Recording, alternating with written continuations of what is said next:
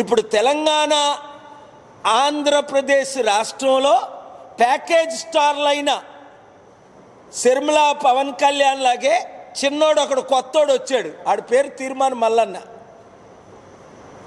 వాడి మీద అనేక రౌడీ షీటర్ కేసులు ఉన్నాయి. నేను బీసీని అని ఆర్ కృష్ణయ్యతో బీసీలందరినీ 80 కోట్లు ఖర్చు పెట్టి నిన్న మీటింగ్ పెట్టి మన బడుగు బలహీన వర్గాల్ని మోసం చేస్తున్నాడు. ఆర్ కృష్ణయ్య ఏమన్నా మేము బిచ్చగాలమా అన్నాడు. చంద్రబాబుతో భిక్షం అడిగాడు, కేసీఆర్ని భిక్షం అడిగాడు, వైసీపీని భిక్షం అడిగాడు, ఇప్పుడు బీజేపీని భిక్షం అడిగి బీసీలని తాకట్టు పెట్టేశాడు. వాడి శిష్యుడే తీర్మాన్ మల్లన్న. దానికి రుజువే నిన్న తెలంగాణలో మీటింగ్. బీసీలారా మనం అమ్ముడు పోవాలా? 60% ఉన్నోళ్ళవి.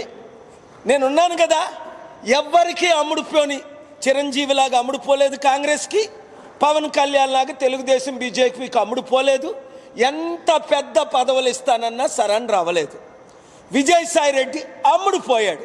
పాపం జగన్మోహన్ రెడ్డిని జైల్లో పెట్టించి చంద్రబాబు నాయుడిని వీక్ చేసి పవన్ కళ్యాణ్ని సీఎం చేయడానికి అక్కడ తెలంగాణలో ఏక్నాథ్ సిండేలాగా కాంగ్రెస్ను 4 ముక్కలు చేసేశారు. రేవంత్ రెడ్డి ముక్క, జగ్గారెడ్డి ముక్క, పొంగులేటి శ్రీనివాసరెడ్డి ముక్క, బట్టి విక్రమార్క ముక్క. ఈ 4 15 ఎమ్మెల్యేలని ముక్కలు చేసి తెలంగాణలో బీజేపీ గవర్నమెంట్ ఫార్మ్ చేయడానికి ఇప్పుడు కేసీఆర్ కూడా బీజేపీతో చేతులు కలిపాడు. ఇంకా అందరూ ఇలాగ అమ్ముడుపోతే, అందుకనే కేసీఆర్ గారికి చెప్పాను, అవసరమైతే నా మద్దతు ఉంటుంది, మీరు బీజేపీలో కలవకండి, కవితని జైల్లో ఉన్నయండి, ఇంకా 10 మందిని జైల్లో పెట్టియండి, కేటీఆర్ని జైల్లో పెట్టియండి. నీతి నిజాయితీ ఉన్నవారు అమ్ముడుపోరు. విజయసాయి రెడ్డి అమ్ముడుపోయాడు, తలకు నొప్పై కూర్చున్నాడు. జగన్ తమ్ముడు, దేవుడు నీతో ఉండగా, నేను నీతో ఉండగా నీ తల మీద వెంట్రుక మొక్క తీసినోడు లేడు.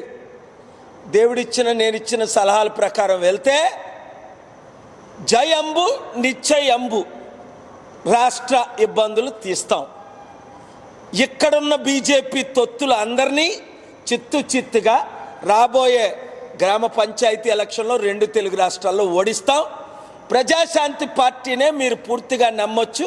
ఈ ప్యాకేజ్ స్టాల్ని నమ్మ అవసరం లేదని బీసీ నాయకులకు, ఎస్సీ ఎస్టీ నాయకులకు మరొకసారి నేను పిలుపునిస్తున్నాను. ఎందుకంటే ముస్లిం క్రిస్టియన్స్ మనతో ఎలాగొన్నారు. Thank you very much. God bless you.